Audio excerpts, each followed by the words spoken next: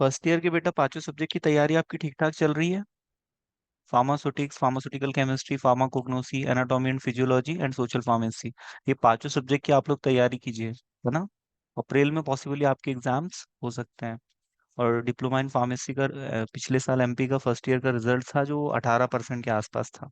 तो बहुत से बच्चे फेल हुए, रिजल्ट खराब आता है। सिंसियरली आपको पढ़ाई करनी है। प्रीवियस ईयर के एग्जाम पेपर आपको तैयार करने हैं, कम से कम 3 साल के।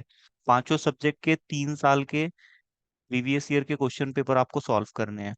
यदि आप ऐसा करते हो तो आप 100% पास हो जाओगे, क्योंकि क्वेश्चन रिपीट होते हैं। ठीक है।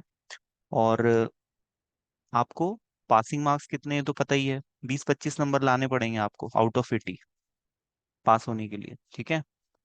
तो आप लोग सिंसियरली पढ़ाई कीजिए। फार्मेसी की हिस्ट्री आज हम डिस्कस करेंगे। ठीक है। आप लोग ने फार्मेसी में बेटा एडमिशन लेके बहुत अच्छा किया। डिप्लोमा इन फार्मेसी के काफी स्कोप है।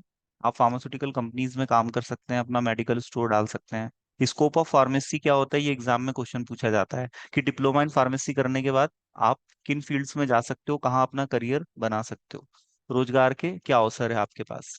तो पहली चीज तो आप अपना मेडिकल स्टोर खोल सकते हो। आपको ड्रग लाइसेंस प्रोवाइड किया जाएगा। ड्रग लाइसेंस के आधार पे ड्रग का डिस्ट्रीब्यूशन, है ना, ड्रग डिस्पेंसिंग आप कर सकते हो।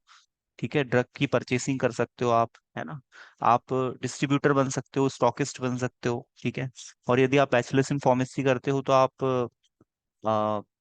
ड्रग की फैक्ट्री भी डाल सकते हो, मैन्युफैक्चरिंग कर सकते हो। एम फार्मा करते हो तो आप टीचिंग कर सकते हो, एकेडमिक्स में आ सकते हो, है ना। तो फार्मेसी में 3 टाइप के कोर्सेज होते हैं, diploma in pharmacy, bachelors in pharmacy और मास्टर्स इन फार्मेसी। और इसके बाद यदि कोई इंटरेस्टेड हो तो पीएचडी भी कर सकता है। और एक कोर्स और होता है, डॉक्टरेट ऑफ फार्मेसी, जिसको फार्मडी बोलते हैं। ठीक है। तो ये 6 साल का कोर्स होता है। फार्मेसी काउंसिल ऑफ इंडिया ने 2011 में इसको लॉन्च किया था। तो ये 4 कोर्सेज हैं फार्मेसी में, है ना। पहला होता है डिप्लोमा इन फार्मेसी। इसकी एलिजिबिलिटी क्या होती है बेटा, 12th के बाद आप कर सकते हो यदि साइंस बैकग्राउंड है तो। ठीक है। बी फार्मा यदि आपको करना है तो आप 12th के बाद कर सकते हो डायरेक्ट, या तो आप डी फार्मा के बाद भी कर सकते हो। डी फार्मा के बाद करोगे तो आपको लेटरल एंट्री के थ्रू एडमिशन मिलेगा, और आपको 4 साल की बी फार्मेसी 3 साल की रह जाएगी। ठीक है। आपको डायरेक्ट सेकेंड ईयर में एडमिशन मिलता है ना। और उसके बाद यदि आप एम फार्मा करना चाहो तो एम फार्मा भी कर सकते हो, है ना। तो डी फार्मा के बेसिस पे आपको गवर्नमेंट जॉब भी लग सकता है। जो केंद्र सरकार के हॉस्पिटल है, स्टेट गवर्नमेंट के हॉस्पिटल्स हैं, है ना, डिस्ट्रिक्ट हॉस्पिटल्स हैं, प्राइमरी हेल्थ केयर सेंटर है, सब हेल्थ केयर सेंटर है। और मुख्यमंत्री योजना के तहत मध्य प्रदेश में जो संजीवनी क्लिनिक खोले गए हैं, है ना, मोहल्ला क्लिनिक के नाम से जो जाने जाते हैं, तो वहां पर भी आप एज अ फार्मासिस्ट काम कर सकते हो। फार्मासिस्ट का मेन काम होता है ड्रग डिस्पेंसिंग का और प्रिस्क्रिप्शन हैंडलिंग का। मतलब दवाइयों के पर्चों को रीड करके, प्रिस्क्रिप्शन को रीड करके पेशेंट को दवाई डिस्ट्रीब्यूट करना, और पेशेंट को काउंसलिंग देना कि उन दवाइयों का सेवन, उन दवाइयों का कंजप्शन पेशेंट को कैसे करना है। ठीक है। सामान्यतः जब कोई पेशेंट बीमार पड़ता है, वो हॉस्पिटल जाता है। हॉस्पिटल जाएगा तो वो सबसे पहले पर्ची कटवाएगा। पर्ची कटवाने के बाद वो डॉक्टर के पास जाएगा। फिर डॉक्टर उसके प्रिस्क्रिप्शन, उसके डायग्नोसिस करेगा कि उसको क्या प्रॉब्लम है, वो अपने सिम्टम्स डॉक्टर को बताएगा। फिर डॉक्टर उसको जो मेडिकेशन प्रिस्क्राइब करेगा वो फार्मेसी पे आता है। हॉस्पिटल फार्मेसी क्या होती है, हॉस्पिटल में जो मेडिकल स्टोर होता है। रिटेल फार्मेसी क्या होती है, आउट ऑफ हॉस्पिटल जो मेडिकल स्टोर होते हैं प्राइवेट, उनको हम रिटेल शॉप कहते हैं। तो या तो हॉस्पिटल से दवाइयाँ मिल जाएगी, नहीं तो फिर पेशेंट को बाहर जाना पड़ सकता है, तो डॉक्टर बता देता है कि ये दवाइयाँ यहाँ है या नहीं है, है ना। जनरली जो बड़े हॉस्पिटल्स होते हैं उनके जो मेडिकल स्टोर्स होते हैं, वहाँ डॉक्टर जो ड्रग प्रिस्क्राइब करते हैं वो ड्रग्स वहाँ पर 24/7 अवेलेबल रहते हैं। और यदि नहीं है तो फिर वो मंगवा के शॉर्ट टर्म पे ही आपको दे देते हैं। क्योंकि दवाइयाँ दवाइयाँ ऐसा नहीं है कि आज जरूरत है तो कल मिल जाए तो काम चल जाएगा, है ना। कभी कभी क्या होता है, इमरजेंसी में भी पेशेंट को दवाई की जरूरत पड़ती है, और मरीज दवाई के अभाव में मर भी सकता है। या वो बहुत ज्यादा सीरियस है तो उसको इमरजेंसी में यदि दवाई चाहिए और उसको दवाई यदि न दी गई तो उसकी जान भी जा सकती है। तो दवाई बेटा ऐसी चीज होती है जिसका अवेलेबल होना बहुत जरूरी है ना। और कोई अमीर है गरीब है, सबको दवाई की जरूरत है, क्योंकि बीमार पड़ने पर दवाइयाँ बीमारी को ठीक करती है। दवा की डेफिनेशन क्या होती है, हर वो सब्सटेंस जो बीमारी को ठीक करता है, या बीमारी की जांच में हमारी मदद करता है, या बीमारी के लक्षणों को दबाता है, उसको हम दवाई कहते हैं। ठीक है। और दवाई में आपका एक होता है एपीआई, जिसको हम एक्टिव फार्मास्यूटिकल इंग्रेडिएंट कहते हैं। ये बीमारी के इलाज में हेल्पफुल होता है। और बाकी के जो सब्सटेंस डले होते हैं वो दवाइयों को सपोर्ट करते हैं, जिसको हम फार्मास्यूटिकल एड्स कहते हैं। तो हमको डेफिनेशन पता होनी चाहिए, एपीआई क्या होता है, एक्टिव फार्मास्यूटिकल इंग्रेडिएंट, जिसमें थेरापेटिक एक्टिविटी होती है, जो बीमारियों को ठीक करने की क्षमता रखता है। ठीक है। और बाकी के इंग्रेडिएंट्स उसको सपोर्ट करते हैं। ठीक है। जैसे हमने कोई प्रोडक्ट बनाया, हम उस प्रोडक्ट के को उसकी स्टेबिलिटी को बढ़ाना चाहते हैं, तो हम उसमें प्रिजर्वेटिव्स ऐड करेंगे, है ना? तो ये होते हैं फार्मास्यूटिकल एड्स। तो किसी भी फॉर्मुलेशन में, है ना, आप देखते हो मेडिकल स्टोर पे आपने दवाइयाँ कंज्यूम की होगी जब आप कभी बीमार पड़े होंगे, है ना, टैबलेट कैप्सूल इंजेक्शंस भी लगवाए होंगे। तो different different route of administration के थ्रू डिफरेंट फॉर्मुलेशन बॉडी में इंसर्ट की जाती है ना? तो ये भी आपको ये फार्मास्यूटिक सब्जेक्ट में ये सब आपको पढ़ना है। ठीक है। तो पहले हम फार्मेसी की थोड़ी हिस्ट्री डिस्कस करेंगे, किस तरह फार्मेसी प्रोफेशन डेवलप हुआ है। फिर उसके बाद हम प्रिजर्वेटिव समझेंगे कि क्या होते हैं। ठीक है। तो फार्मेसी प्रोफेशन की शुरुआत तो बहुत पहले हो गई, भारत में आजादी के भी पहले। और यदि मेडिसिन की शुरुआत करें, सॉरी मुझे कफिंग का प्रॉब्लम है, सॉरी। तो सबसे पहले क्या है, एंशियंट टाइम में क्या होता था, जो वैद्य होते थे वो मोर्टार पिस्टल उनके पास होता था, कुछ सामान्य इक्विपमेंट्स होते थे। वो फॉरेस्ट जाते थे, फॉरेस्ट से वहां से औषधियां कलेक्ट करते थे, है ना? तो वही फार्मासिस्ट थे और वही वैद्य थे, तो दोनों काम एक ही व्यक्ति किया करता था, है ना? तो धीरे धीरे जो सोर्सेस थे दवाइयों के, वो एशियन टाइम से ही प्लांट रहे हैं, नेचर से हमें ड्रग मिलती है ना? मेराइन सोर्स से ड्रग मिलती है, प्लांट से ड्रग मिलती है, एनिमल सोर्स से ड्रग मिलती है। तो नेचर से हमें ड्रग मिलती है, तो जो ये ड्रग हमें मिलती है, इस ड्रग को हम अलग अलग बीमारियों के इलाज में यूज करते हैं। तो बहुत पहले ऐसा होता था कि जैसे पत्ती है, तो पत्ती को हमने पीस लिया, पत्ती का रस निकाल लिया, तो वो हमने औषधि के रूप में दिया, है ना? या कोई पत्ती है, उसको हमने सुखा के पीस लिया, उसका पाउडर हमने बना लिया, पेशेंट को पुड़िया बना के दे दी। पहले इस टाइप से ड्रग्स दिए जाते थे, बहुत पहले, है ना? और आज के टाइम में जो मॉडर्न फार्मेसी है वो इतनी डेवलप हो चुकी है कि मेडिकल स्टोर पे टैबलेट कैप्सूल इंजेक्शन ये सब पैकेट में पैकेजिंग किए हुए, मतलब, और इनका डोज भी सेट है कि भाई कितने एमजी है, कितनी स्ट्रेंथ है। तो ये विकास के दौरान उस समय से लेके आज तक का जो समय रहा है, तो इस तरह से ड्रग डेवलप हो गई, है ना? ड्रग में से एक्टिव केमिकल कॉन्स्टिट्यूएंट को आइसोलेट किया गया, उसका एक्सट्रैक्शन किया गया, एक्सट्रैक्शन के बाद उसकी फॉर्मुलेशन को डेवलप किया गया, और फिर उसके टैबलेट कैप्सूल्स बनाए गए, उसकी स्टेबिलिटी को बढ़ाया गया। पहले क्या है, क्रूड ड्रग यूज किए जाते थे फ्रेश फॉर्म में, है ना? जैसे किसी को तुलसी पिलानी है, तो आप उसको तुलसी का रस पिलाना है, तो तुलसी को आप पीसोगे, उसका रस निकालोगे और उसको ताजा रस पेशेंट को वहीं के वहीं दे दोगे। फिर पेशेंट को बोलोगे कल आना, फिर कल आप उसको ताजा रस निकाल के दोगे। पहले इस तरह से ड्रग की डिस्पेंसिंग होती थी, है ना? लेकिन फार्मेसी प्रोफेशन जैसे जैसे डेवलप हुआ, है ना, बहुत सारे रूल्स एंड रेगुलेशंस आए, दवाइयों में एडल्ट्रेशन हो रहे थे, मिस ब्रांडेड ड्रग लोग बना रहे थे, है ना? क्योंकि दवाइयाँ ऐसी चीज है जो किसी को लगे तो उसकी जान यदि नहीं बच रही है तो वो उतना भी पैसा देने को तैयार हो जाता है, क्योंकि जान है तो जहान है। किसी की जान यदि जा रही हो और उसको कहोगे कि साहब 1 लाख का इंजेक्शन है लगा दें, तो वो बोलेगा 1.5 का भी हो तो भी लगा दो, है ना? क्योंकि जान रहेगी तो सब है, और जान नहीं है तो कुछ भी नहीं है। तो लोगों ने इस चीज को जब समझा तो उनके अंदर ग्रीड आ गई, लोभ आ गई, तो उन्होंने एडल्ट्रेशन शुरू कर दिया, मिलावट शुरू कर दी, है ना? और वो मिलावट से फिर लोगों की बीमारी ठीक नहीं होती थी, उनको साइड इफेक्ट्स होते थे, है ना? तो हमारे मेडिकल प्रोफेशन में इंटीग्रिटी बहुत जरूरी है, ऑनेस्टी बहुत जरूरी है, क्योंकि हमारे हमारे प्रोफेशन में वो लोग हमारे पास आते हैं जो बेचारे दुखी हैं, तो हमें उनकी इमोशंस को समझना है। किसी की फाइनेंशियल कंडीशन कमजोर है ना? तो इसलिए हमारे अंदर इंटीग्रिटी भी होना चाहिए, हमारे अंदर इथिक्स भी होना चाहिए। पर एक समय था कि जब ये सब नहीं था, जब फार्मेसी प्रोफेशन डेवलप हो रहा था, तो नकली दवाइयां आ रही थी, है ना, दवाइयों में मिलावट हो रही थी, एट्रोपिन की जगह कोई दूसरा ही इंजेक्शन, दूसरी उसमें एडल्ट्रेंट डाल दिया, उसको सब्स्टिट्यूट कर दिया, है ना? दवाइयों के नाम पे पानी में शक्कर घोल के सिरप बना के दे दी, है ना? उसमें दवाइयां है ही नहीं, मतलब उसमें एपीआई है ही नहीं। तो इस टाइप की एक्टिविटी हो रही थी, तो रेगुलेशन के लिए बहुत सारे एक्ट आए। लोग स्मगलिंग कर रहे थे, दवाइयों से नशा कर रहे थे, दवाइयों का मिसयूज कर रहे थे, है ना, जिससे ड्रग डिपेंडेंस कॉज हो रहा था, ड्रग एब्यूज हो रहा था। ड्रग एब्यूज मतलब दवाइयों का दुरुपयोग, कुछ दवाइयों से नशा भी किया जा सकता है ना? नार्कोटिक कैटेगरी की जो दवाइयाँ आती है। तो इन सब से रिलेटेड क्या है, रूल्स एंड रेगुलेशंस भी आए फार्मेसी हिस्ट्री के दौरान, है ना। फार्मेसी के कॉलेज स्टेब्लिश किए गए, है ना। फार्मास्यूटिकल इंडस्ट्री स्टेब्लिश की गई। उसमें डिफरेंट डिफरेंट डिपार्टमेंट्स थे, मैन्युफैक्चरिंग डिपार्टमेंट था, पैकेजिंग डिपार्टमेंट था, क्वालिटी कंट्रोल डिपार्टमेंट था, क्वालिटी एश्योरेंस डिपार्टमेंट था। तो डिफरेंट डिफरेंट डिपार्टमेंट्स थे। फिर ये कंपनियों में दवाई बनती थी, फिर डिस्ट्रीब्यूशन चैनल के थ्रू ये कंज्यूमर तक पहुंचने लगी, है ना। तो हम ये सब इस हिस्ट्री में सिक्वेंसली देखेंगे कि कब क्या हुआ। ठीक है। तो इसके पहले कुछ डेफिनेशंस हमें पता होनी चाहिए कि फार्मास्यूटिकल इंडस्ट्री क्या होती है। फार्मास्यूटिकल इंडस्ट्री वो प्लांट होता है जहां पर दवाई बनाई जाती है, दवाई की फैक्ट्री, है ना। इसको हम फार्मास्यूटिकल इंडस्ट्री कहते हैं। अब कुछ फार्मास्यूटिकल इंडस्ट्री ऐसा है जो पेरेंट्रल बना रही है ना, इंजेक्शंस बना रही है। कुछ डिस्टिल वाटर बना रही है, वाटर फॉर इंजेक्शन बना रही है। कोई बायोलॉजिकल्स बना रही है, जैसे इंसुलिन हुआ, है ना। एनिमल सोर्सेज से जो ड्रग मिलती है उनकी फॉर्मुलेशन तैयार कर रही है ना, C1 के शेड्यूल की ड्रग्स। कुछ कंपनी एच शेड्यूल के ड्रग्स बना रही है, कुछ टैबलेट कैप्सूल बना रही है सॉलिड डोजेस फॉर्म, कुछ लिक्विड डोजेस फॉर्म बना रही है, सिरप है ना, सस्पेंशन है, इमल्शन है, मोनोफेजिक बाइफेजिक डोजेस फॉर्म। तो इस तरह से हर कंपनी का अपना एक नेचर होता है कि वो कंपनी किस तरह के प्रोडक्ट बना रही है ना।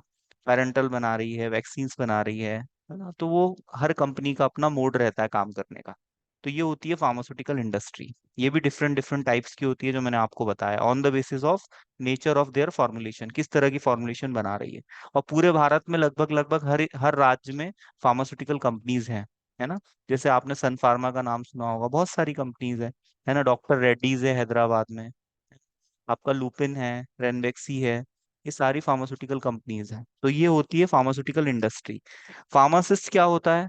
फार्मासिस्ट फार्मासिस्ट वो है जिसने या तो डिप्लोमा किया है, डिग्री की है, या तो PG किया हुआ है ना। या फार्मेसी का कोई भी सर्टिफाइड कोर्स किया हुआ है, उसको हम फार्मासिस्ट बोलते हैं।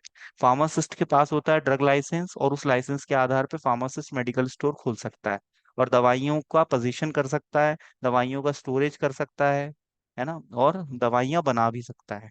तो ये जो कोर्स है वो फार्मासिस्ट को सर्टिफाइड करता है, उसको ये अथॉरिटी देता है, उसको ये पावर देता है कि वो दवाइयों को हैंडल कर सके। तो ये होता है फार्मासिस्ट। अब फार्मेसी के करियर की यदि हम बात करें, तो फार्मेसी करने के बाद क्या क्या करियर है? एकेडमिक्स में जा सकते हैं M Pharm करने के बाद, B Pharm करने के बाद प्रोडक्शन में जा सकते हैं, मैन्युफैक्चरिंग में जा सकते हैं, PG करने के बाद R&D में जा सकते हैं, और B Pharm लेवल पे फार्माको विजिलेंस में जा सकते हैं, क्लिनिकल ट्रायल्स में जा सकते हैं, खुद का मेडिकल स्टोर खोल सकते हैं। ठीक है। या तो गवर्नमेंट जॉब कर सकते हैं, या तो प्राइवेट जॉब कर सकते हैं, या तो मेडिकल रिप्रेजेंटेटिव बन सकते हैं, दवाइयों की सेलिंग को प्रमोट कर सकते हैं। ठीक है। तो ये बहुत सारी फील्ड्स हैं जिसमें हम जा सकते हैं। ट्रक की डेफिनेशन आप लोग जानते हो। रिटेल शॉप क्या होती है ये भी आपको पता है, जो रजिस्टर्ड प्रेमाइसेस होता है। ठीक है। रजिस्टर्ड प्रेमाइसेस में इसलिए कह रहा हूँ क्योंकि जहां पर भी ड्रग के प्रेमाइसेस होते हैं वहां पर लाइसेंस चिपका होता है ना, फ्रेमिंग के साथ, और वो जरूरी होता है ना। उसी के बिहाफ पे आप ड्रग में डील कर सकते हो। ठीक है। डिफरेंट डिफरेंट लाइसेंस होते हैं, वो आपको नेक्स्ट ईयर में पढ़ने हैं। ठीक है। ड्रग डिस्ट्रीब्यूशन चैनल आपको समझ में आ गया। फैक्ट्री में दवाई बनती है, फैक्ट्री से कहाँ आती है? डिस्ट्रीब्यूटर के पास, डिस्ट्रीब्यूटर से रिटेलर के पास, और रिटेलर से कंज्यूमर के पास। तो ये है ड्रग डिस्ट्रीब्यूशन चैनल। ठीक है। अब कुछ इंपॉर्टेंट बुलेट पॉइंट्स है जो आपको याद होने चाहिए। कलकत्ता में पहला केमिस्ट शॉप खुला था भारत में 1811 में, ये सन आपको याद रखना है। ठीक है। 1811 में कलकत्ता में पहला केमिस्ट शॉप खुला था। ये कॉम्पिटेटिव एग्जाम में भी पूछा जाता है। अभी आपको एग्जिट एग्जाम देना है, MCQ बेस्ड होगा, तो उसमें इस टाइप के इंपॉर्टेंट पॉइंट्स पूछे जा सकते हैं। ठीक है। और जो मैं आपसे लिंक शेयर करता हूं, तो आप इस वीडियो के आधार पे, मेरे ऑडियो के आधार पे अपने खुद के नोट्स तैयार करेंगे पांचों सब्जेक्ट के। ठीक है। तो आपको एग्जिट एग्जाम भी क्रैक हो जाएगा आपका इजीली, और आपके सारे जो 5 सब्जेक्ट की थ्योरी है वो भी क्लियर हो जाएगी। ठीक है। तो ये बुलेट पॉइंट है, कुछ ऐसे इंपॉर्टेंट पॉइंट्स है जो आपको याद होने चाहिए, ताकि आप, यदि कोई गवर्नमेंट सेक्टर की तैयारी कर रहा हो, एग्जिट एग्जाम की जब देगा, तब उसको सपोर्ट मिलेगा। और अपने मेन एग्जाम में भी आप यदि इस तरह के पॉइंट्स लिखते हैं तो आपको अच्छी मार्किंग होगी। ठीक है। तो पहला केमिस्ट शॉप भारत में कब खुला था? 1811 में कलकत्ता में खुला था। ठीक है। अब हमारे भारत में क्या है, कंटिन्यूअसली एक वक्त था अटैक हुए, है ना, मुगल आए, ब्रिटिश आए, तो इनके मेडिसिनल सिस्टम भी हमने यूज करने शुरू किए हैं, है ना। जैसे जब मुगल शासन था, तो मुगलों ने जब शासन किया तो यूनानी सिद्धा मेडिसिनल सिस्टम हमने यूज करना शुरू कर दिया, है ना। 1 मिनट।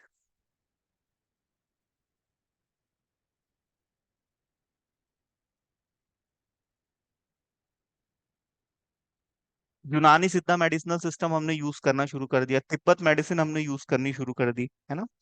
क्योंकि जो जैसे हमारे कंट्री में फिर मुगल के बाद में अंग्रेज आए, है ना, ब्रिटिशर्स।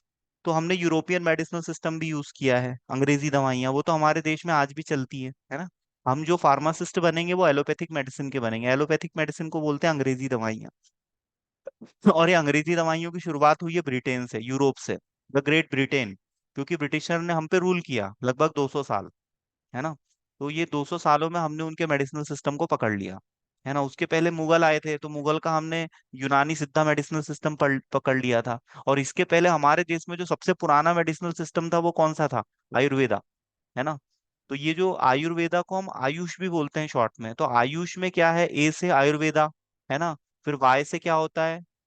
यूनानी, सिद्धा, योगा, है ना। ये सारे मेडिसिनल सिस्टम है, योग के भी थ्रू बीमारी को ठीक किया जा सकता है। एरोमा थेरेपी होती है, खुशबू के थ्रू ठीक किया जा सकता है। जो स्मेल होती है ना, स्मेल के थ्रू माइग्रेन को ठीक किया जाता है ना। आपका पंचकर्म होता है आयुर्वेद में, है ना, जिसमें स्वेदन होगा, और जिसमें आपका वमन होता है, विरेचन होता है ना। वस्ती होता है, वस्ती मतलब यदि आपका पेट साफ नहीं हो रहा है तो आपकी जो एनस होती है वहां से एनीमा दिया जाता है, और एनीमा एनीमा दिया जाके आपके पेट को साफ किया जाता है ना। वमन मतलब उल्टी कराई जाती है, उल्टी से डिटॉक्सिफिकेशन होता है हमारे गैस्ट्रिक बैग का। हमारे स्टमक में यदि कोई टॉक्सिन प्रेजेंट है तो उसको बाहर निकाला जा सकता है। स्वेदन होता है, स्वेदन में क्या करते हैं, जैसे आपको भाप दी जाएगी, आपको एक ऐसे चैम्बर में खड़ा किया जाएगा कि आपकी इतनी गर्दन बाहर रहेगी और नीचे का पूरा पोर्शन आपका गरम गरम भाप आएगी, तो उससे आपको स्वेटिंग होगी, और स्वेटिंग के थ्रू आपके स्किन के पोर्स खुल जाएंगे, है ना। और स्किन के पोर्स यदि आपके खुल जाएंगे तो वहां से जब स्वेटिंग होगी तो आपकी बॉडी से जितने भी टॉक्सिन्स है वो बाहर निकल जाएंगे। तो जिसको भी स्किन से रिलेटेड प्रॉब्लम है, पिंपल हो रहे हैं, मुहासे हो रहे हैं, है ना, स्किन पे रैशेज आ रहे हैं, या खुजली का प्रॉब्लम है, तो ये सारी चीजें ठीक हो जाती है। तो पंचकर्म भी आयुर्वेद में बहुत ज्यादा फेमस है ना। आपने इसका भी सुना होगा कि कभी किसी ने करवाया होगा, है ना। ये बॉडी को डिटॉक्सिफाई करता है और बहुत सी बीमारियों में इसके बहुत अच्छे रिजल्ट्स होते हैं। तो आयुर्वेदा हमारा मेडिसिनल सिस्टम है जो कि बहुत पुराना है ना। फिर उसके बाद आपका आया सिद्धा यूनानी, तिब्बत मेडिसिन। फिर उसके बाद आया आपका यूरोपियन ड्रग्स, है ना। यूरोपियन मतलब ब्रिटेन से आई थी। और ड्रग का इंपोर्ट एक्सपोर्ट क्या होता है, यदि हम हमारे देश से दवाई ब्रिटेन को भेजें, यूरोप को भेजें, तो उसको हम बोलेंगे एक्सपोर्ट। और यदि हम यूरोप से दवाइयां मंगाए तो उसको बोलते हैं इंपोर्ट। तो जब अंग्रेज यहाँ आए तो उन्होंने इंपोर्ट शुरू कर दिया, वहां से दवाइयां यहाँ आती थी। यहाँ पर दवाइयों के प्लांट नहीं थे, और यहाँ जो वैद्य थे उनको उनके सारे क्लिनिक बंद करवा दिए। उनको कहा कि तुम क्या चूरन चटनी बांट रहे हो, ऐसा वैसा, इससे कुछ आराम वाराम लगता नहीं है, सब मिलावट कर देते हो। तुम्हारी दवाइयों में पता ही नहीं क्या है, तुम तो पैकेट बना के दे देते हो, लेकिन ये पैकेट में है क्या तुम बताते ही नहीं हो, है ना। हमारी दवाइयाँ देखो बढ़िया पैकेट में पैक होके आती है, एक्सपायरी डेट रहती है, क्या अंदर डला हुआ है ये भी लिखा रहता है, प्रिकॉशन भी लिखा रहता है, किसने बनाई है, सब लिखा रहता है। तुम्हारी दवाइयाँ क्या है, तुम तो घोल बना के पिला रहे हो लोगों को। तो वहां यूरोप से दवाई आना शुरू हो गया था। फिर 1901 में Bengal pharmaceutical and chemical industry establish हुई। तो ये भारत की पहली इंडस्ट्री थी जहां पर मतलब भारत में दवाइयां बनाने की शुरुआत हुई, अंग्रेजी दवाइयों की मैं बात कर रहा हूँ, ठीक है। तो बंगाल केमिकल एंड फार्मास्यूटिकल 1901 में। फिर 1907 में एलम्बिक फार्मास्यूटिकल आई। आपने नाम सुना होगा एलम्बिक का, ये बहुत पुरानी फार्मास्यूटिकल इंडस्ट्री है हमारे भारत में, है ना। जैसे ये लुपिन है, रेनबेक्सी, ये तो बहुत बाद में आई है ना।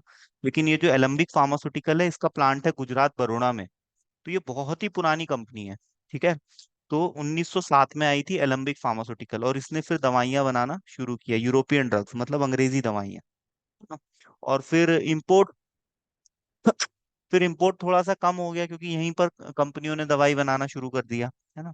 फिर 1878 में ओपियम एक्ट आया, है ना। ओपियम से क्या है, ड्रग आइसोलेट की जाती है, पेपावर सोमनीफेरा, ठीक है। ओपियम का जो कैप्सूल होता है उससे हमें मॉर्फिन मिलता है, कोडीन मिलता है, पेपावरिन मिलता है। ये एनाल्जेसिक ड्रग है जो कि हमारे दर्द के एहसास को कम करते हैं। पर इससे नशा भी किया जा सकता है क्योंकि ये सेंट्रल नर्वस सिस्टम पे काम करते हैं, तो स्टेट ऑफ माइंड को अल्टर कर देते हैं। तो बहुत से लोगों ने इसका मिसयूज करना शुरू कर दिया। है ना, नशे की लत हो गई लोगों को। तो इसीलिए 1878 में ओपीएम एक्ट आया। इस एक्ट के तहत आपको लाइसेंस की जरूरत पड़ती थी उस वक्त। यदि आपको डिस्ट्रीब्यूशन करना है, सेलिंग करनी है, ट्रांसपोर्टेशन करना है, इंपोर्ट एक्सपोर्ट करना है, स्टोरेज करना है, पोजीशन में रखना है दवाइयाँ, है ना, तो उसके लिए आपको लाइसेंस देती थी सरकार। ठीक है। तो पहले तो ब्रिटिश सरकार चलती थी, फिर उसके बाद फिर जब हम हमारा देश आजाद हुआ तो फिर इंडियन गवर्नमेंट आ गई, है ना। नहीं तो इसके पहले ब्रिटिश गवर्नमेंट ब्रिटेन से हमको रूल करती थी, और वहीं से सारे पार्लियामेंट से सारे लॉज एंड रूल्स रेगुलेशन वहीं से पास होते थे, और हमारे देश में उसको इम्पोज किया जाता था। ठीक है। इवन आईएएस ऑफिसर भी जो अपॉइंट होते थे वो वहीं से अपॉइंट होके आते थे। ठीक है। तो 1878 में ओपीएम एक्ट आया। ये सारे सन आपको याद रखने हैं, ये सन बहुत इंपॉर्टेंट है, ये एग्जाम में पूछे जाते हैं, है ना, कि ओपीएम एक्ट कब आया था। 1889 में आया था इंडियन मर्केंटाइज एक्ट। 1894 में आया था Indian traffic act. Indian traffic act में क्या है, एक्साइज ड्यूटी लगाई जाती थी, ट्रक का जो ट्रांसपोर्टेशन होता था उस पे एक्साइज ड्यूटी लगाई जाती थी। जैसे अभी टोल पे आप पैसा देते हो ना नाके पे, तो ऐसे पहले नाके पे पर्ची कटानी पड़ती थी। ये होता है इंडियन ट्रैफिक एक्ट।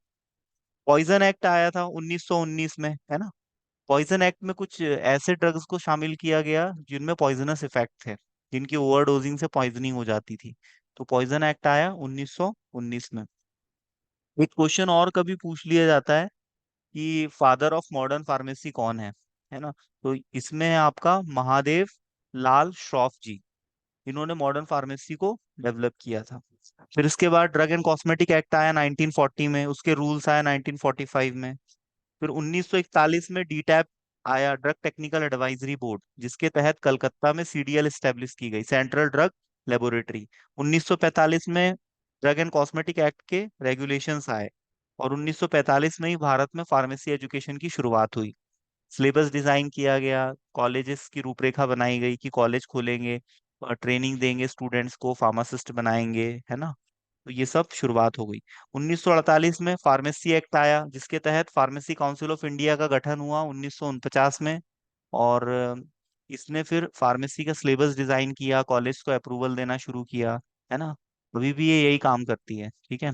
1954 में ऑब्जेक्शनेबल एडवर्टीजमेंट एक्ट आया। ये एक्ट इसलिए आया कि लोग भभूत सुंघा के, है ना, धागा बांध के लोगों की बीमारी ठीक करने की कोशिश करते थे, उनको उल्लू बनाते थे। अंधविश्वास था, है ना। कहते थे कि भाई आपको हम हक करेंगे, है ना, तो आपकी बीमारी ठीक हो जाएगी। ऐसा सब मतलब अंधविश्वास फैल रहा था। और एडवर्स कुछ ऐसी डिजीज थी जिसका ट्रीटमेंट ही पॉसिबल नहीं है ना। जैसे एलोपैथी में, जैसे किसी को यदि डायबिटीज हो गया है तो उसको केवल मैनेज किया जा सकता है। किसी का अपेंडिक्स बढ़ गया है तो उसको कम करने की कोई दवा नहीं होती है, उसको सर्जरी के थ्रू बॉडी से सेपरेट आउट ही करना एक ऑप्शन रहता है। तो जो लाइलाज बीमारियां थी उसका भी लोग इलाज करने का मतलब क्लेम करते थे। तो इसलिए ऑब्जेक्शनेबल एडवर्टीजमेंट एक्ट आया। इस एक्ट के तहत आपने देखा होगा कोई भी अंग्रेजी दवा की एड नहीं आती है, जो कि ओटीसी कैटेगरी की है उसी की एड आती है। जैसे आपने कभी सिफिक्सिन का इंजेक्शन हुआ, फेंटालेन का इंजेक्शन हुआ, और डोलोनेक्स हुआ, ट्रामाडोल का इंजेक्शन हुआ, है ना, ऐसी दवाइयों के आपने कभी ऐड नहीं देखे होंगे टीवी पे, क्योंकि ये इस एक्ट के तहत इन दवाइयों का ऐड यदि कंपनी दिखाएगी तो उनपे लीगल एक्शन लिया जा सकता है। केवल ओटीसी कैटेगरी के ड्रग्स आते हैं ऐड में, जैसे आपका वोलिनी जेल आ गया पेन किलर, है ना। कोई कफ सिरप है ना, कफ सिरप के भी कुछ ऐड आते हैं। तो उसमें कोई भी ऐसा ड्रग नहीं है जो कि एच शेड्यूल का है। एच शेड्यूल के ड्रग्स की ऐड नहीं आती है। उसके लिए डॉक्टर से आप कंसल्ट करके डॉक्टर को प्रमोट कर सकते हो वो दवाइयाँ, लेकिन आम इंसान को प्रमोट नहीं कर सकते। तो ये है आपका 1954 में आया हुआ ऑब्जेक्शनेबल एडवर्टीजमेंट एक्ट। 1955 में आया आपका first edition of Indian pharmacopoeia. Pharmacopoeia पे मैं आपको पूरा एक लेक्चर आपसे शेयर कर चुका हूँ, उसको आप देख लेना, 20 मिनट का है। इसमें मैंने फार्माकोपिया के बारे में आपको बताया है। ये ड्रग रेसिपी बुक होती है, इसमें ड्रग्स की कंप्लीट इन्फॉर्मेशन होती है। ठीक है, ड्रग का सिनोनिम क्या होता है, ड्रग का डोज क्या है, किस कैटेगरी का ड्रग है, उसके इंडिकेशंस क्या है, सारी इन्फॉर्मेशन ड्रग की इस बुक में दी रहती है, और उस ड्रग की मैन्युफैक्चरिंग कैसे करेंगे हम। 1985 में आया narcotic and psychotropic substance act. इस एक्ट को लाने का मतलब ये था कि नार्कोटिक ड्रग्स का जो सेलिंग हो रही है, डिस्ट्रीब्यूशन हो रहा है, ट्रांसपोर्टेशन हो रहा है, उसको रेगुलेट किया जा सके, क्योंकि नार्कोटिक ड्रग्स क्या है, नशे के लिए यूज किए जा सकते हैं। जैसे आपके जो स्लीपिंग पिल्स होते हैं, एम्फिटामिन्स होते हैं, एलएसडी लाइसर्जिक एसिड डेरिवेटिव्स होते हैं, है ना। और आपका जैसे मॉर्फिन है, कोडीन है, नॉस्केपिन है, ये सब जो ड्रग्स होते हैं ना, इनसे लोग नशा भी कर सकते हैं। इसको जब एक्सेस में कंज्यूम करेंगे तो नशा हो जाएगा। तो इसीलिए ये एक्ट आया था, ताकि इसका रिकॉर्ड मेंटेन रखें, है ना। किसी किसान से यदि कोई किसान यदि इसको पैदा कर रहा है, कल्टीवेशन कर रहा है, तो वो उसको लीगली उसको सेल करे। ऐसा नहीं हो कि पुड़िया बना बना के गांजा बेच रहे हैं, अफीम बेच रहे हैं, है ना। क्योंकि गांजा अफीम की पुड़िया आती है मार्केट में आजकल, है ना। लोग ड्रग, स्मैक, हेरोइन, ये सब जो है, ये सब नशीले पदार्थ होते हैं। तो ये इन्हीं ड्रग्स के सिंथेटिक डेरिवेटिव्स होते हैं। तो इनका मिसयूज ना हो, इसलिए narcotic and psychotropic substance act आया। इसके तहत क्या है, नारकोटिक कमिश्नर अपॉइंट किए गए, नारकोटिक इंस्पेक्टर अपॉइंट किए गए, और उन्होंने इस चीज को इंस्पेक्ट किया कि कहीं पर भी नशा ना हो, इन दवाइयों का दुरुपयोग ना हो। ठीक है। फार्मास्यूटिकल ट्रेडिंग क्या होती है? फार्मेसी में जो बिजनेस होता है, दवाइयों को खरीदना, दवाइयों को बेचना, ये सब फार्मास्यूटिकल ट्रेडिंग में आता है। ट्रेडिंग मतलब बिजनेस। ठीक है। फिर ये दवाई की कंपनियों ने फार्मासिस्ट को अप्रेंटिस भी देना शुरू किया। अप्रेंटिस मतलब ट्रेनिंग 1 साल की। जैसे किसी ने फार्मेसी का कोर्स किया है, वो दवाई की कंपनी में 1 साल काम करेगा, तो उसको सारा काम सिखाया जाएगा, किस तरह से दवाइयाँ बनती है, पैकेजिंग कैसे होती है ना। तो इसको बोलते हैं अप्रेंटिस। तो अप्रेंटिस की फैसिलिटी शुरू होने से क्या है, फार्मासिस्ट को प्रैक्टिकल ट्रेनिंग मिलना शुरू हो गया, है ना। और यदि फार्मासिस्ट हॉस्पिटल में काम करे, तो वो वहाँ प्रिस्क्रिप्शन की हैंडलिंग सीख जाता है कि प्रिस्क्रिप्शन कैसे हैंडल करते हैं। एक आम इंसान प्रिस्क्रिप्शन पढ़ के दवाई नहीं दे सकता, क्योंकि डॉक्टर उसमें शॉर्ट फॉर्म यूज करता है। डॉक्टर ने लिख दिया एमवी, तो एमवी का शॉर्ट फॉर्म फार्मासिस्ट को पता होता है कि भाई मल्टीविटामिन लिखा हुआ है। जैसे डॉक्टर को पैरासीटामोल लिखना है, तो वो इतना लंबा नहीं लिखेगा पैरासीटामोल, वो लिख देगा पीसीएम, है ना, शॉर्ट में। डॉक्टर ऐसे शॉर्ट फॉर्म में दवाई लिखते हैं, तो वो फार्मासिस्ट समझ पाता है आसानी से, है ना। जैसे डॉक्टर ने कैप्सूल लिखा हुआ है, तो वो कैप लिख देगा, है ना। और कुछ भी ऐसे शॉर्ट फॉर्म लिखता है, डॉक्टर इंजेक्शन लिखना है तो आईएनजे लिख देगा। इस टाइप के शॉर्ट फॉर्म यूज होते हैं। और कुछ लैटिन टर्म्स यूज होते हैं, जैसे ओडी है, बीडी है, क्यूआईडी है, टीडीएस है। टीडीएस मतलब कोई दवाई में यदि लिखा हुआ है टीडीएस, मतलब उसको दिन में 3 बार लेना है 24 घंटे में। ओडी लिखा हुआ है मतलब दिन में 1 बार लेना है। बीडी लिखा हुआ है मतलब 2 बार लिखा है, 2 बार लेना है उसको। ठीक है। पोस्ट साइबोस मतलब खाना खाने के पहले। पोस्ट मतलब बाद में, प्री मतलब पहले।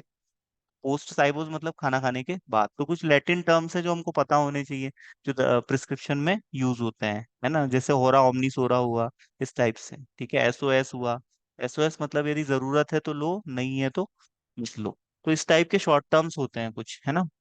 तो वो डॉक्टर प्रिस्क्रिप्शन पे मेंशन करता है। प्रिस्क्रिप्शन की डेफिनेशन भी आपसे पूछी जाती है, प्रिस्क्रिप्शन क्या होता है। ये एक रिटर्न ऑर्डर आरएमपी के द्वारा फार्मासिस्ट को दिया जाता है कि कौन सी दवाइयाँ पेशेंट को डिस्पेंस करनी है। इसी को हम प्रिस्क्रिप्शन बोलते हैं। पार्ट्स ऑफ प्रिस्क्रिप्शन भी इंपॉर्टेंट है ना, ये सब एग्जाम में आता है, पढ़ना है आपको, है ना। प्रिस्क्रिप्शन भी मैंने पढ़ाया था, तो वहां से आप पढ़ लीजिएगा। ठीक है। अब फॉर्मुलेशन डेवलपमेंट क्या होता है? फॉर्मुलेशन डेवलपमेंट मतलब होता है, जैसे किसी दवाई की कंपनी ने किसी नई दवाई की खोज कर ली, तो उस दवाई को हमको किस फॉर्मुलेशन में बनाना है, उसका टेबलेट बनाएंगे, कैप्सूल बनाएंगे, इंजेक्शन बनाएंगे, है ना, लोशन बनाएंगे, मतलब कैस किस रूट से उसको देना है कि उसका इफेक्ट ज्यादा बेहतर आए। तो उसको बोलते हैं हम फॉर्मुलेशन डेवलपमेंट। तो ये भी डिपार्टमेंट होता है फार्मास्यूटिकल कंपनीज में। आरएनडी डिपार्टमेंट होता है, रिसर्च एंड डेवलपमेंट। इस डिपार्टमेंट का काम होता है किसी भी रोग की दवाई को खोजना। जैसे अभी कोविड आया, तो आरएनडी में जो साइंटिस्ट थे, उन्होंने रिसर्च करके दवाइयों को खोजा, वैक्सीन बनाई, है ना। तो ये आरएनडी डिपार्टमेंट होता है। एक होता है आपका warehouse, drug warehouse. तो जब दवाइयां बनती है कंपनी में, जो कंप्लीट उसकी मैन्युफैक्चरिंग हो जाती है, तो उसको वेयर हाउस में स्टोर करके रखते हैं। क्योंकि दवाइयों की का जो स्टोरेज है वो बहुत इंपॉर्टेंट होता है, नहीं तो दवाइयां स्पॉइल हो जाएंगी, दवाइयां खराब हो जाएगी, उनका केमिकल डिकम्पोजिशन हो जाएगा। एक होता है लेबलिंग और पैकेजिंग डिपार्टमेंट, मतलब दवाइयों को पैक किया जाता है और उस पे लेबल चिपकाया जाता है ना। लेबल पे क्या क्या इन्फॉर्मेशन होती है, मैन्युफैक्चरर का एड्रेस होता है, उस पे प्रिकॉशंस होते हैं, दवाई के कॉन्स्टिट्यूएंट इंग्रेडिएंट्स उस पे मेंशन किए जाते हैं कि दवाई में क्या क्या डला हुआ है ना। आप किसी भी दवाई के लेबल को देखोगे तो उस पे आपको मिल जाएगा, प्रिकॉशंस मिलेंगे, इंस्ट्रक्शंस मिलेंगे ना। और उस पे दवाई का आपको ये भी मिलेगा, क्या बोलते हैं आपको, स्टोरेज कंडीशन, कि दवाई को हमको कहाँ स्टोर करना है ना, लिखा रहता है ना कि भाई इस क्रीम को लगा के आप धूप में ना जाएं, इस क्रीम को आप मतलब इसमें रखें, आप अंधेरे में रखें, मतलब ड्रॉज वॉज में रखना है, क्योंकि यूवी लाइट से खराब हो सकती है। ठीक है। तो इस टाइप के उसमें इंस्ट्रक्शंस प्रिकॉशंस दिए रहते हैं। तो ये हो गया आपका लेबलिंग। जीएमपी क्या होता है? Good manufacturing practices. Good manufacturing practices कौन फॉलो करता है? ये फार्मासिस्ट फॉलो करता है। फार्मास्यूटिकल इंडस्ट्री में जब दवाइयाँ बनाई जाती है तो दवाइयों में कंटामिनेशन नहीं होना चाहिए, है ना। दवाइयों को हाइजीनिक कंडीशन में बनाया जाता है। ठीक है। इवन कोई दवाई की कंपनी में जाता है तो उसको अपने कपड़े चेंज करना पड़ता है, वहां का एक गाउन जो रहता है वो पहनना पड़ता है, जूते अलाउड नहीं होते, मोबाइल अलाउड नहीं होता, है ना। ये सारी चीजें बाहर ही रखनी पड़ती है, क्योंकि इससे वहां पर कंटामिनेशन की पॉसिबिलिटीज होती हैं। तो दवाइयाँ ए क्लास एरिया में बनाई जाती है, स्पेशली जो पेरेंटल्स होते हैं। ठीक है। क्योंकि पेरेंटल फॉर्मुलेशन डायरेक्ट हमारे ब्लड में इंसर्ट होते हैं, तो कंटामिनेटेड यदि होंगे तो पेशेंट को इन्फेक्शन हो सकता है। जीएलपी कहाँ फॉलो होती है? कहाँ फॉलो होती है? जीएलपी फॉलो होगी गुड लेबोरेटरी प्रैक्टिसेस। जो लैब्स होती है ना, जैसे सीडीएल है, सेंट्रल ड्रग लेबोरेटरी, है ना, स्टेट ड्रग लेबोरेटरीज, लेबोरेटरीज में ड्रग की टेस्टिंग की जाती है, कि ड्रग की क्वालिटी को मेंटेन किया जाता है ना। कि ड्रग की क्वालिटी, मतलब कंपनी ने जो मेंशन किया है लेबल पे वो इंग्रेडिएंट्स ड्रग में है या नहीं, इस चीज को इंश्योर किया जाता है। तो ड्रग की गुणवत्ता को कंट्रोल किया जा सकता है इससे, है ना। अब हम बात करते हैं बेटा प्रिजर्वेटिव की, है ना। प्रिजर्वेटिव क्या होते हैं? Preservative are the substances added to the various pharmaceutical doses form and the cosmetic preparation to prevent or inhibit the microbial growth. An ideal preservative would be effective at low concentration against all possible microorganisms, be non-toxic, compatible with constituent of the preparation, and it should maintain the product quality. मतलब ये formulation की को stable बनाए रखते हैं, है ना, मतलब उसको खराब नहीं होने देते। और ये नॉन टॉक्सिक होना बहुत जरूरी है। इनकी आइडियल प्रॉपर्टी में हम क्या लिख सकते हैं कि ये नॉन टॉक्सिक होंगे, है ना, और ये लो कंसंट्रेशन पे अपना इफेक्ट शो कर पाए। तो ये सब इनकी आइडियल प्रॉपर्टीज है। ठीक है। नॉन इरिटेंट का मतलब क्या होता है? इरिटेशन कॉज ना करे। जैसे हमने क्रीम में कोई प्रिजर्वेटिव डाला है ना, उस क्रीम को हमने स्किन पे लगाया तो उस पे इरिटेशन नहीं होना चाहिए, स्किन पे जलन नहीं होनी चाहिए, है ना। आपने कभी कोई क्रीम लगाई होगी तो थोड़ी बहुत जलन होती है, क्यों? क्योंकि उसमें ऐसे प्रिजर्वेटिव डाले जाते हैं जो कि इरिटेशन कॉज करते हैं, है ना। और फिजिकली केमिकली वो स्टेबल होना चाहिए, है ना। अब जैसे इसका एग्जांपल है अल्कोहल। अल्कोहल यदि किसी फॉर्मुलेशन में डला होता है तो उसकी स्टेबिलिटी बढ़ जाती है। स्टेबिलिटी मतलब वो जल्दी खराब नहीं होती। यदि हमने कोई प्रिजर्वेटिव ऐड कर दिया फार्मास्यूटिकल फॉर्मुलेशन में तो वो उसकी स्टेबिलिटी को बढ़ा देगा। ठीक है। और उसकी इफिकेसी पे उसका कोई इफेक्ट भी नहीं पड़ना चाहिए। और फॉर्मुलेशन के जो कंटेंट्स हैं, जो उसके कॉन्स्टिट्यूएंट्स हैं, है ना, जो उसमें एपीआई डला हुआ है उसके साथ ये कंपैटिबल होना चाहिए। ऐसा ना हो कि उसके साथ रिएक्ट करके थर्ड कोई केमिकल बना ले, है ना, और वो केमिकल हमारी बॉडी के लिए हार्मफुल हो। तो इसको कंपैटिबल होना चाहिए एपीआई के साथ। क्योंकि ये जो प्रिजर्वेटिव है वे किस कैटेगरी में आएगा? ये फार्मास्यूटिकल एड की कैटेगरी में आता है। मतलब ये फॉर्मुलेशन को सपोर्ट करने के लिए डाला जाता है। ठीक है। तो जो मेन इंग्रेडिएंट है उसके साथ इसका कंपैटिबल होना जरूरी है। और जो अदर फार्मास्यूटिकल एड्स हैं उसके भी साथ इसका कंपैटिबल होना जरूरी है। लो कंसंट्रेशन पे यदि अपना इफेक्ट दिखाएगा तो ज्यादा बेहतर है। और इसी की वजह से, प्रिजर्वेटिव की वजह से, फॉर्मुलेशन यदि आज बनी है तो वो 2-3 साल तक मार्केट में सस्टेन कर पाती है ना। आपने देखा होगा ड्रग पे एक्सपायरी डेट लिखी होती है। आप जो कॉस्मेटिक प्रोडक्ट यूज करते हो, शैम्पू है, फेस वॉश है, सोप है ना, उन पे भी एक्सपायरी डेट रहती है कि नहीं, कि भाई आप 2 साल तक यूज कर सकते हो, 3 साल तक यूज कर सकते हो। तो ये सब उस पे मेंशन किया जाता है। अब यहाँ पर आप प्रिजर्वेटिव का क्लासिफिकेशन देख सकते हो। It is classified on the basis of mechanism of action. Antioxidant होते हैं जो कि ऑक्सीडेशन को प्रिवेंट करते हैं। इसका एग्जाम्पल है vitamin E.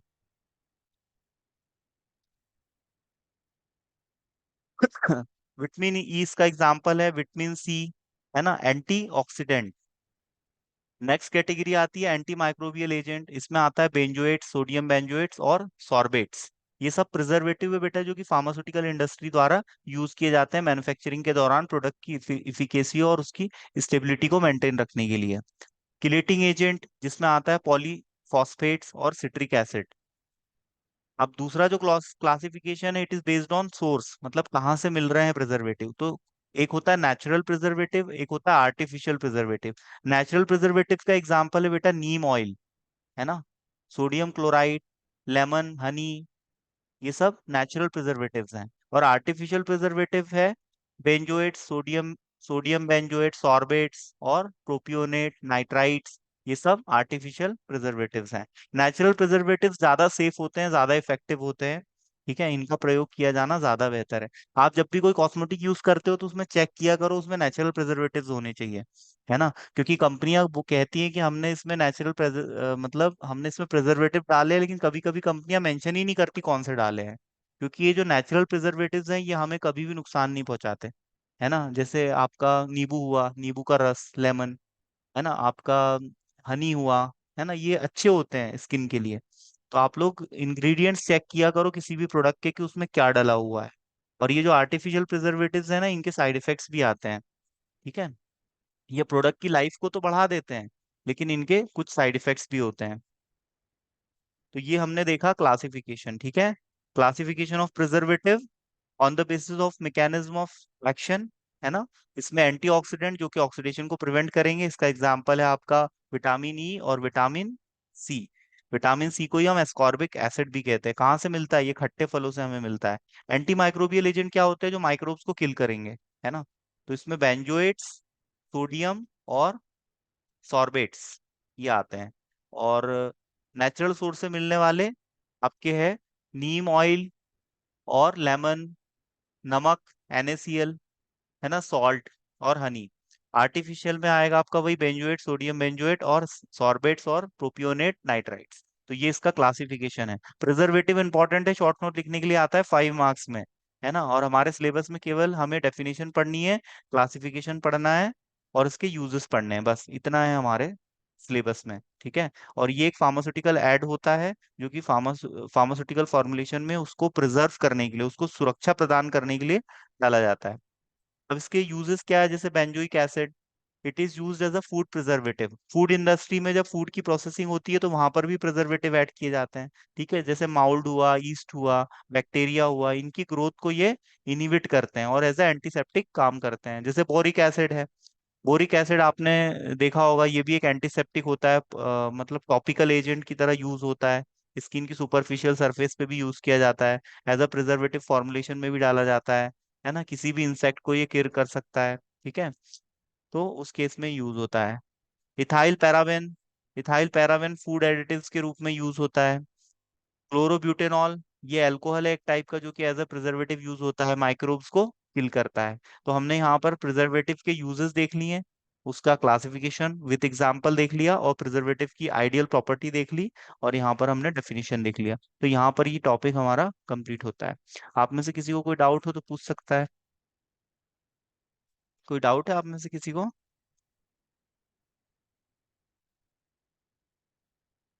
Okay, thanks for listening.